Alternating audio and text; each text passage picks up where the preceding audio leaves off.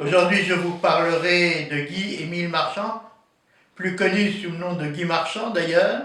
On pourra lui souhaiter son anniversaire la semaine prochaine, puisqu'il est né le 22 mai 1937, donc il va avoir 83 ans. Bon anniversaire!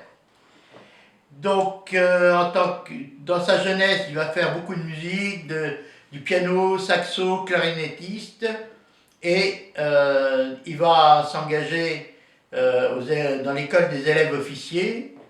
Il va venir, ça c'est un scoop, à la BA 128, mais qui ne s'appelait pas encore BA 128, à Frascati, puisqu'il va être sous-officier parachutiste chargé de la logistique.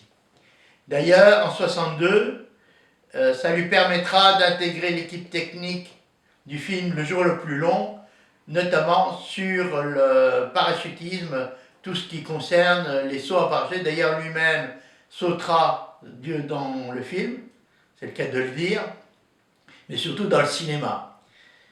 Il ne sera pas crédité au générique, mais qu'à cela ne tienne, il a mis un pas dans ce monde, et sa première prestation nominale sera Boulevard du Rhum, en 70, film de Robert Enrico, avec bien sûr Lino Ventura, et bien on le reconnaît, et Brigitte Bardot.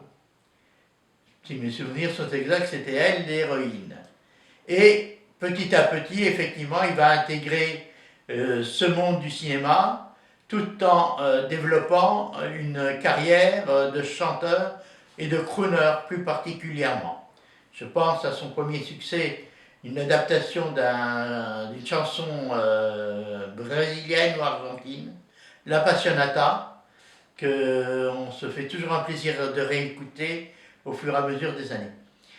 En 1982, il va retrouver Lino Ventura, Michel Serrault et Romy Schneider dans un film de Claude Miller qui s'appelle Garde à vue.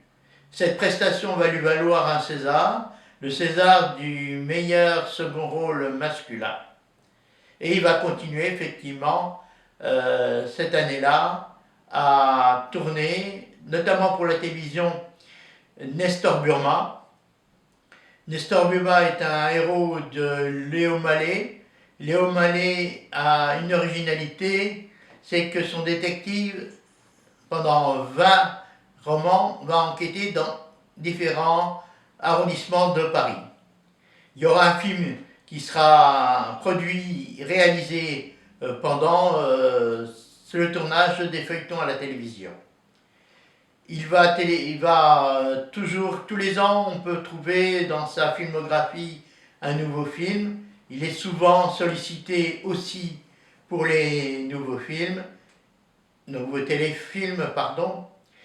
Et à côté de ça, il mène toujours sa carrière de chanteur.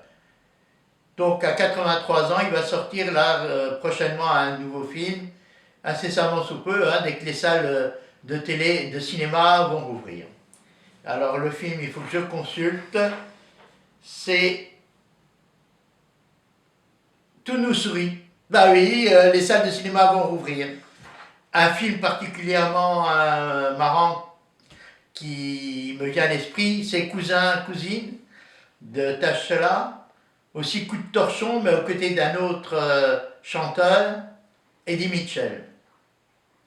Donc, si on pouvait résumer ces rencontres avec les réalisateurs, il y a Truffaut, Jean-Pierre Mocky, Robert Enrico, Pierre Tchernia.